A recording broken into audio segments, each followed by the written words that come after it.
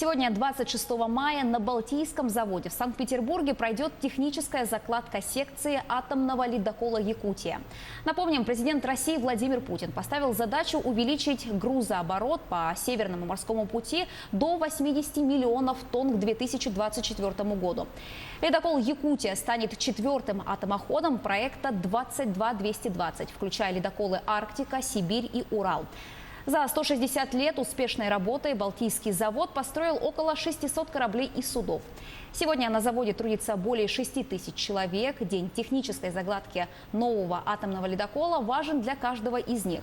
Но особенно волнителен для якутян, судостроителей Балтийского завода. О наших земляках, которые строят атомный флот страны, в материале Айсены Бурнашовой. Монтаж труб и креплений, обработка соединений, пригонка деталей и узлов. Работа у слесарей-монтажников на заводе не из легких. Но Михаилу и Артему, двум друзьям из Якутии, такая работа по душе. Я родом с города Мирного, приехал сюда по вызову моего друга.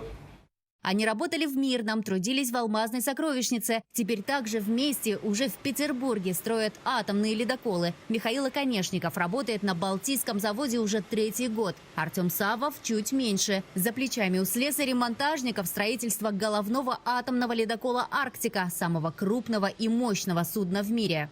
Знаем каждое помещение, весь Все наизусть. Родной, так сказать. на руках. Сейчас якутяне задействованы и в строительстве 2 серийных атомных ледоколов «Сибири» и «Урала». Их также строят на Балтийском заводе. Впереди ребят ждет Якутия.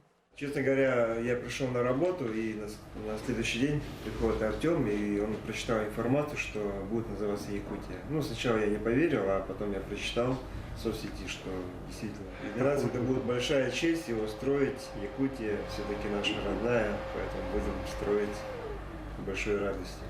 Название новому ледоколу выбирали согласно традиции Росатомфлота, когда морские суда именуют в честь регионов, примыкающих к Северному морскому пути. Заказчиком строительства выступает Атомфлот, предприятие госкорпорации «Росатом».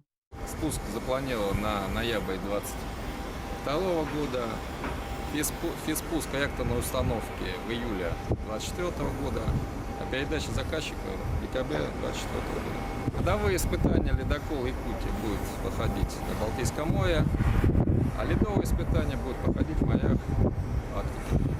Уникальность ледоколов серии 22-220 в эффективности. Они могут работать как в устьях сибирских рек, так и на трассах Северного морского пути. Льды Якутии не помеха. Скорость хода составит 22 узла. Длина 173 метра, ширина 34. Это будущее ледокольного флота. И это будущее сейчас строят на Балтийском заводе. Да, я тоже буду продолжать работать. Мне нравится строить корабли.